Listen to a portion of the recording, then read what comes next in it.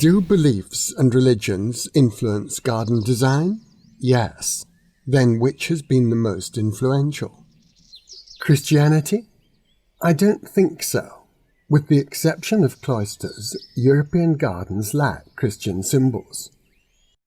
Islam? Possibly.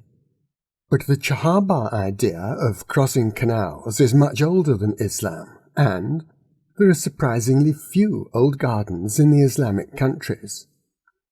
Hinduism. There is too little evidence to make a judgment. Buddhism? In my view, yes.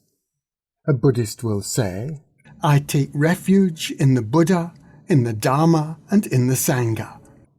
These are the three jewels of Buddhism, and each has a connection with gardens.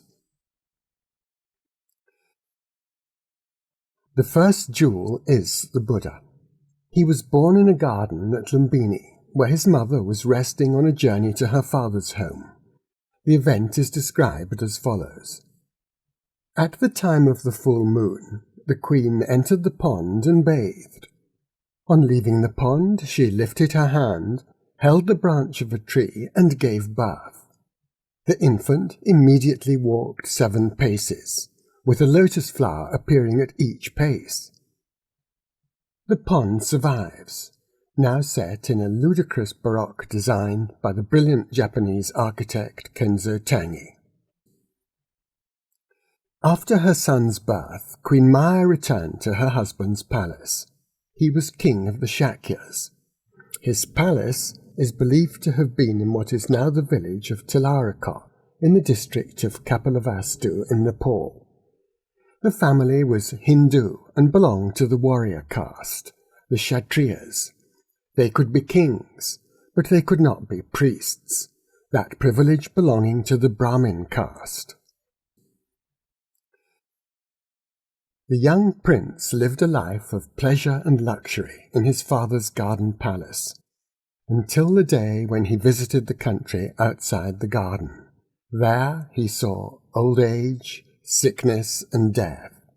The suffering of the common people preyed on his mind, and some years later he decided to leave home and to become a wandering ascetic, like the rishis in ancient India and the sadhus in modern India.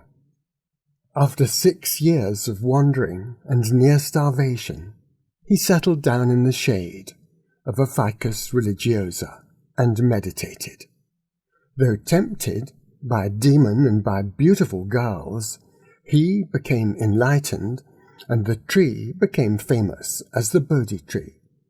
The place is now called Bodh Gaya, with Bodh meaning enlightened, and the prince became the enlightened one, the Buddha. The Buddha's first teaching was delivered in the shade of a tree in the Isipatana. It was, and is, a deer park outside the sacred city of Varanasi. Called the Dharma Chakra Pavatana, the sermon set the wheel in motion. It rolls to liberate individuals from suffering. This idea attracted followers. They became monks and travelled from place to place, teaching the 4 noble truths. These are the truth of suffering, the truth of why we suffer from too many wants, the truth of overcoming suffering, and the truth of the Noble Eightfold Path to Nirvana. It is a path which requires ethical conduct, wise behaviour, and mental discipline. These qualities let you escape from dukkha.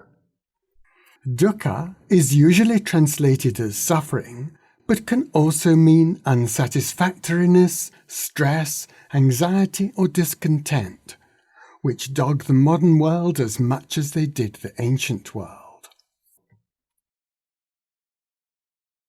When it became almost impossible for monks to travel during the monsoon season, Vasa, the Buddha and his disciples often lived in parks and gardens.